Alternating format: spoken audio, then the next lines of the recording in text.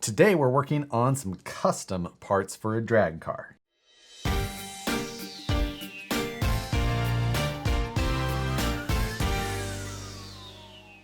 What's going on, everybody? Today I'm here on the bench with a new drag car. Now this is not my drag car, it actually belongs to a coworker of mine. And this is the Undercover Drag Wings Renegade chassis for the Associated DR10. This is DR10 based, even though there's not necessarily a ton left of it, but a pretty good looking car overall. This is a carbon fiber chassis that you convert most of your vehicle too. The reason that this is on my bench is that this is a new chassis here, and the difference between this chassis and a stock chassis, other than the fact that it is carbon fiber, is that the front is flat. There is no kick up. So when using some of the stock parts, especially this connector that goes from the top of the bulkhead area and normally ties back into the tub, it doesn't. The carbon fiber is multiple layers in the front there for the strength. But Dan, who actually built this car, would like to tie in these top points to this upper carbon fiber rail. And I said, I can handle that for you. And while I was doing it, I figured it'd make a good chance to do a video. So today what I'm going to do is I'm going to come up with a combination of parts. One piece is going to be some 3D printing to kind of tie in those two, but I'm also going to do a custom carbon fiber part to make it all really come together well. You could probably get away with just 3D printing, but I figured while I'm at it, take the chance, go a little bit further, show you guys the process that I use to design a part and then cut it on my CNC here. I have a Stepcraft CNC router. That's what I use to cut carbon fiber. So that's what we're going to do. Now, just to give you a little bit of an overview of what I know of this car, since it isn't mine. But again, it's the Undercover Dragwing chassis. The rear A-arms are DR10. This vehicle is using some brass rear carriers, which give you some weight there out at the outside of the tires without adding any rolling resistance. They also have some adjustments there for suspension geometry. This is using the Drag Concepts rear shock tower and anti-roll bar. The shocks are Associated shocks, I believe, with some upgrades on them. The vehicle isn't 100% complete. While it does have a Tekin T130 servo and I believe a Tekin 3.5 motor in it, it doesn't have the ESC yet. It does have the cat pack and the hot wire, but that's it. Still, no ESC, no battery. I believe this does run a Tekin RS Pro for the ESC, but that's about the extent that I know there. The wheelie bar on this, I believe, is also from Undercover Drag Wings. Measuring it quickly, it looks like it's a 10-inch wheelie bar from the lower screw hole there to these rear wheels. It looks like this is running the Traxxas wheelie bar rear wheels, which are on bearings, spin nice and free. This car is running the Proline Reaction tires on the rear, and it's got the dirt version of the Proline Hoosiers on the front. Not sure if those are just a placeholder or if those are something Dan actually runs. The front of the chassis got a large front area, which I believe doubles as the body mount. It gets the body posts pushed further to the front and more separated, so that does help to keep the body a little bit more stable. There are some rear body post mounts that also widen the mounting points. This has an extender which moves the body post mounting further rearward, but doesn't have the wider post mount on there. I admittedly know a very small amount about RC drag racing setup and things like that, but from what I've picked up so far, that should give you a pretty good overview of how this car sits currently. I'm gonna run through the process of CAD as far as how I'm gonna design up these parts. I'm gonna try and do it in as brief of a way as possible, just to kind of give you guys an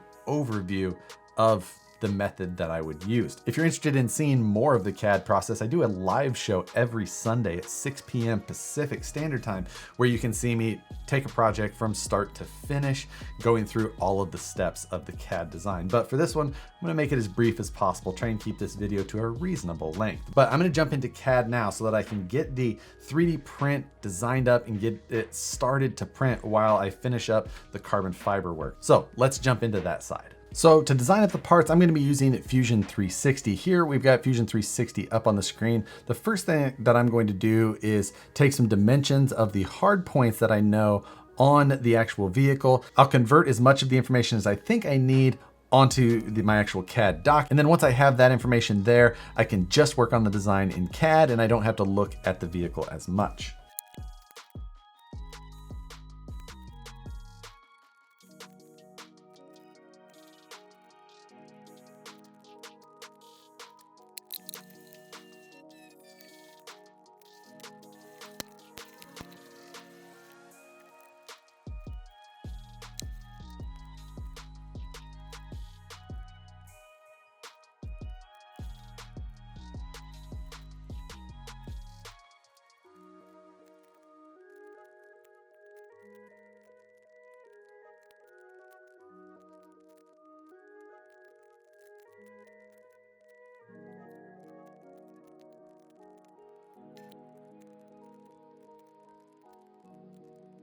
Now, the first thing that I'm gonna do is I'm gonna design a carbon fiber part that's going to bridge these two holes and kind of go around or over top of the servo, giving me another point to tie in my 3D printed part to. Now, the design of this part is, oh, it's actually not super close, but it's probably gonna collide a little bit. Also, I think that I'm still conservative with showing the amount of travel that this servo horn has, so I did it just to represent it, but I'll keep it in mind and just keep continuing with the thought plan that I've got.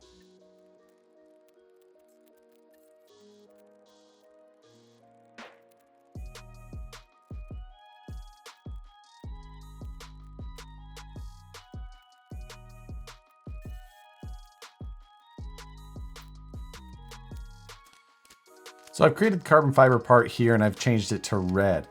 The reason I made this was so that I could add these other extra mounting points, one on each side, to give me 2 screw locations, just because I am going to be using 3D printing. And while 3D printing is nice and strong, it's still just 3D printing, and it's just not as strong as injection molded options or machined solid parts. So I'm gonna try and beef things up, make this a little bit stronger where we can. Overkill. 3D printing's cheap and replaceable, but might as well make it as best as we have the ability to. So now that I've got that created, this blue piece here is going to be the start of the 3D printing. This is a boss that's going to attach from the bottom side of the upper brace, and I'm going to create the rest of the geometry to make it lay over top of the carbon fiber.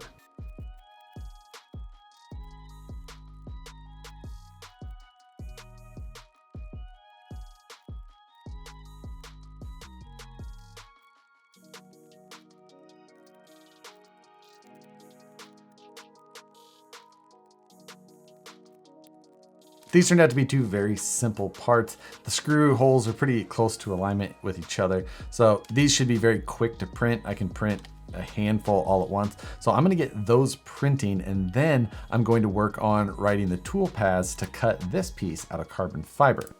So the current 3D printer I'm using is called a LotMax. It's just kind of another one of those printers that is very similar to just about all the other ones on the market. And they use a rebranded version of Cura. So I've got the part brought in. I only exported one of them. I'm just going to end up mirroring a copy.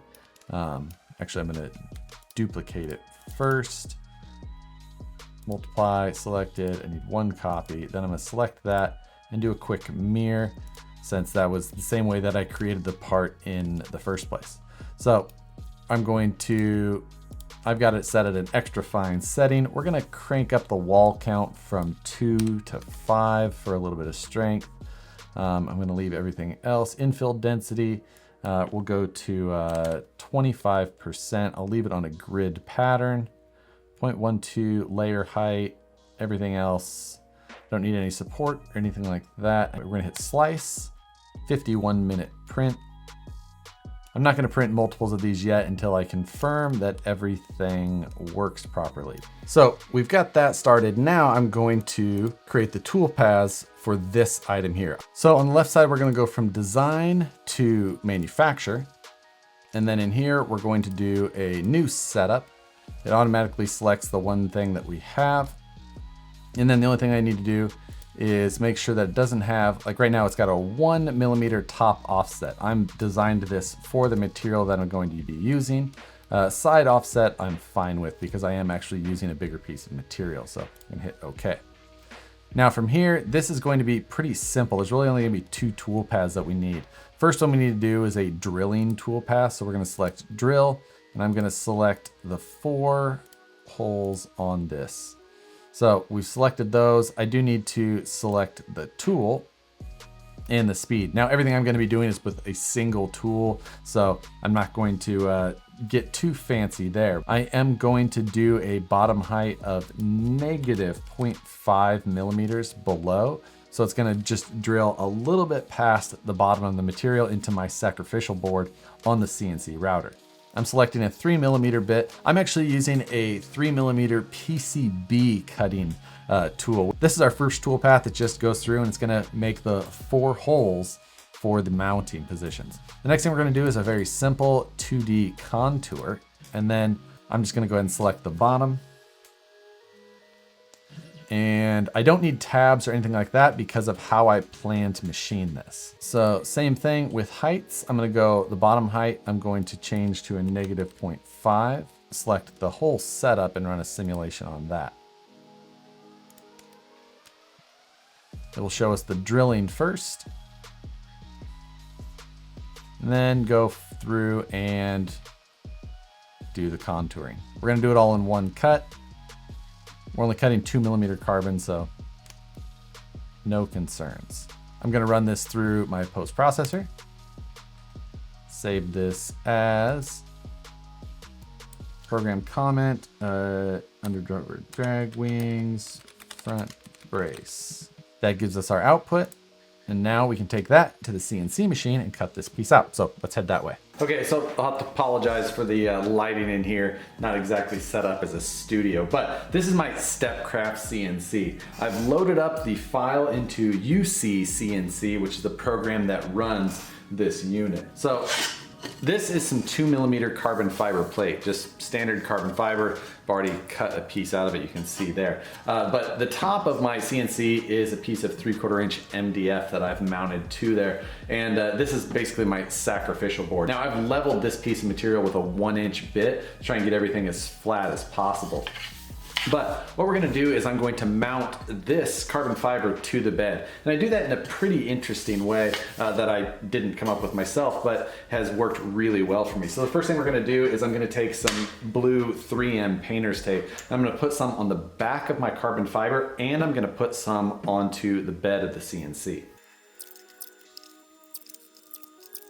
Now I was pretty careful not to overlap the tape. Got it really close, just you can do a pretty good job. So I've got the back side of the carbon fiber covered. I didn't cover the whole thing. And then I put down more onto the bed than I did onto the sheet itself. But here's how we're gonna mount this. What I'm gonna do is I'm gonna take this CA glue. This is Star Bond adhesive. This is their medium thickness.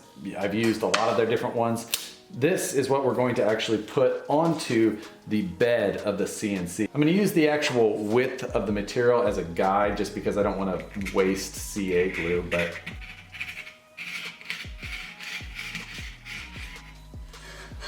so put a little bit onto the table there, and then I'm going to take Star Bond's activator and I'm going to spray the actual material.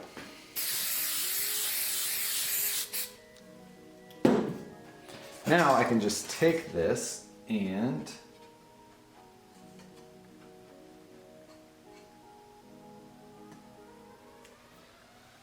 put it down, and I'll just give it a few seconds of pressure.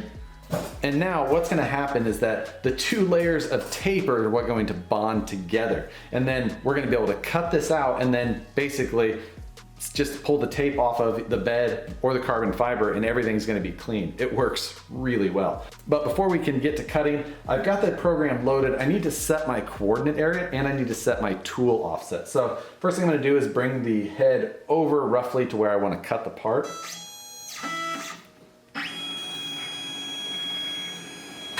So I have my origin point set here now, and setting that just sets the, the home position of this in relation to the actual program. You can do that in a number of ways. The next thing I need to do is set the offset. That's basically the distance from the tool to the material or to the bed. I set it with my 0 depth as the top of the material. I'm gonna take my tool length sensor, put it underneath of the spindle, and activate the macro.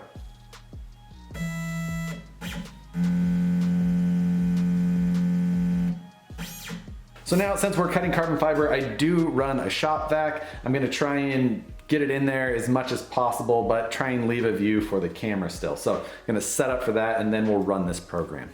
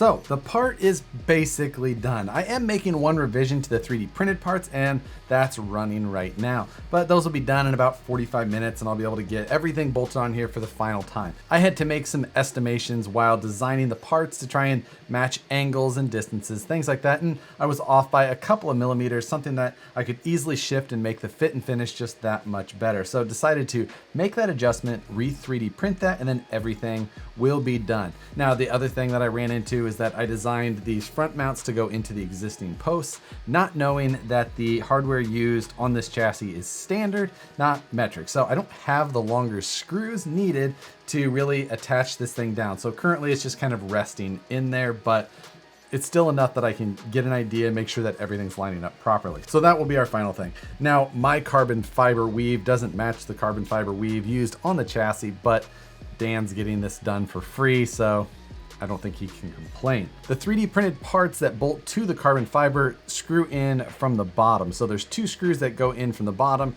to pull the 3D printed parts down, and then the 2 screws that were the lengthened screws that were in this chassis from beforehand will hold it from the top. Dan used these kind of I don't know, beauty washers everywhere, which just gives the surface area even a little bit more, should help the 3D print at that. So he'll need to get some longer 440 screws to get everything attached back in here. But beyond that, this thing is going to go into place, and it's going to bridge the gap nicely between that stock part and this new chassis. And yes, you could have done this out of 3D printing entirely if you wanted, but I think this is cooler, so that's why we did it. This whole project took me about an hour and a half. It's gonna take a little longer now that I'm waiting for another version of the 3D printing to finish up. But for the amount of effort that it took, I think that the outcome was worth the time. This video isn't necessarily helpful in the way of showing you how to do things. It's just kind of a walkthrough of how I tackled a problem that Dan had, and I